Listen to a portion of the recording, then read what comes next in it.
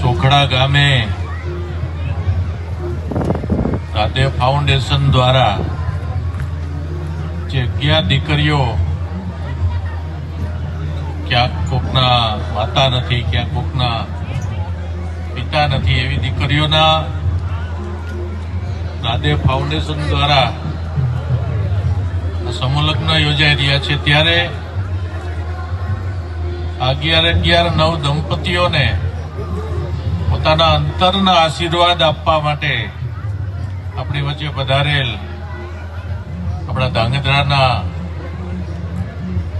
તો સંત જેવા કહું છું, સંત જેવા, પણ એથી પણ વિશેષ એમનું જીવન છે, જેમના કોઈ દુશ્મન જ નથી, પોતે અજાત શત્રુ જેવું જીવન જીવીને લોકોની સેવા કરી રહ્યા છે એવા આપણા ધારાસભ્ય પ્રકાશભાઈ વર્મરા સાહેબ, આપણા સુરેન્દ્રનગર જિલ્લાના શહેર પ્રમુખ એવા મહેન્દ્રભાઈ, મેરુભાઈ ટમાલિયાજી, આપણા જિલ્લા પંચાયતના સદસ્ય પપ્પુભાઈ, સન્નીભાઈ,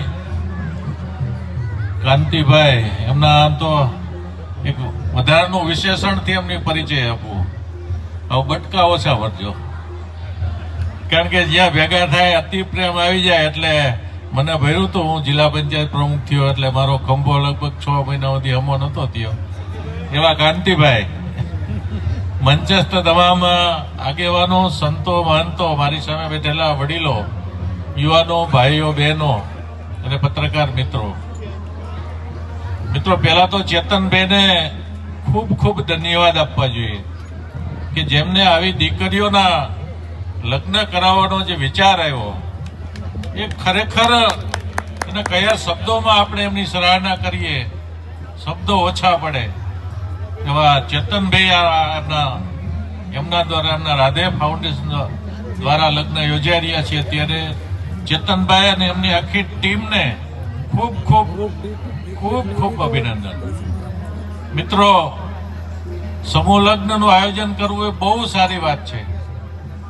આપણા પૂર્વજો પહેલા સમૂહ લગ્ન દ્વારા જ લગ્ન થતા, વર્ષો પહેલા, પેઢીઓ પહેલા લગભગ દરેક ગામમાં, આખા ગામમાં આયોજન થાય કે આપણા ગામમાં આટલી દીકરીઓના લગ્ન છે, આટલા દીકરાના લગ્ન છે, તો એ બધા જ એક જ ગામમાં લગ્ન થતા અને લગ્નની અંદર ક્યાંય પણ દેખાડો નહીં, ક્યાંય આછકલાય નહીં અને સરસ ભવ્ય રીતે લગ્ન ઉજવાતા અને એના કારણે એ લગ્નની કંઈક આનંદ પણ અલગ હતો અને ખર્ચાઓ પણ બચી જતા હતા। ખોટા ખર્ચાથી બચવું, આજના જમાનાની અંદર આપણે આડંબરમાં પડી અને આપણા ગજા ઉપરાંતના ખર્ચા કરી રહ્યા છીએ। ખરેખર મિત્રો, આ ખર્ચાથી બચવાની જરૂર છે। જેની પાસે સગવડ છે એ તો ખર્ચા કરે, પણ પોતાને સગવડ નથી એ પણ અત્યારે ખર્ચા કરી રહ્યા છે, તો આ ખરેખર બહુ સારી વસ્તુ નથી। સમૂહ લગ્ન દ્વારા જે દીકરા દીકરીઓના લગ્ન થાય ને, એમાં હું માનું છું ત્યાં સુધી આવા સમૂહ લગ્નની અંદર સંતો, મહંતો, વડીલો બધાના આશીર્વાદ મળતા હોય નવ દંપતીઓને, અને એ આશીર્વાદના કારણે એમનું સમગ્ર જીવન સુખમય, આનંદમય અને કોઈ પણ જાતના કલેશ વગર, એમાં તમે જોજો બહુ જ છૂટાછેડા થતા હોય, કારણ કે અહીંયા બધાના આશીર્વાદ, સંતોના આશીર્વાદ હોય, તમામ વિસ્તારમાંથી પધારેલા તમામ વડીલોના આશીર્વાદ હોય, ત્યારે આવા સમૂહ લગ્નના અનેક ફાયદાઓ છે। આવા સમૂહ લગ્ન કરનાર જે કંઈ સર્વજ્ઞાતિ કરતા હોય કે પોતાની જ્ઞાતિના કરતા હોય, પણ સમૂહ લગ્ન દ્વારા જે લગ્ન થાય એના અનેક ફાયદાઓ છે। ત્યારે બધાએ આ સમૂહ લગ્નની અંદર રસપૂર્વક ભાગ લઈ અને સમૂહ લગ્ન સમિતિને પણ આપણે બધાએ સપોર્ટ કરી અને એને પ્રોત્સાહન પૂરું પાડવું જોઈએ। મિત્રો, આપણે જોઈએ છીએ, પ્રકાશભાઈએ કીધું એમ, આજે અમેરિકા જેવો વિદેશોની અંદર સવારે લગ્ન થાય, કોર્ટમાં લગ્ન થાય અને 15 મહિનાની અંદર છૂટાછેડા પાછળ થતા હોય। આ વિદેશી કલ્ચરથી આપણે બચવાની જરૂર છે। આ કલ્ચર સારું નથી, આપણે એ દિશામાં જઈ રહ્યા છીએ।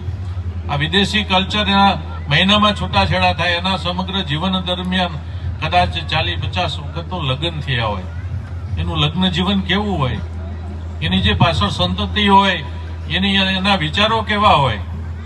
આપણા હિન્દુ ધર્મમાં, આપણી ભારતીય સંસ્કૃતિમાં આપણા દેશની અંદર જ આ પ્રથા છે અને એના કારણે આજે આપણો દેશ પણ ટકી રહ્યો છે.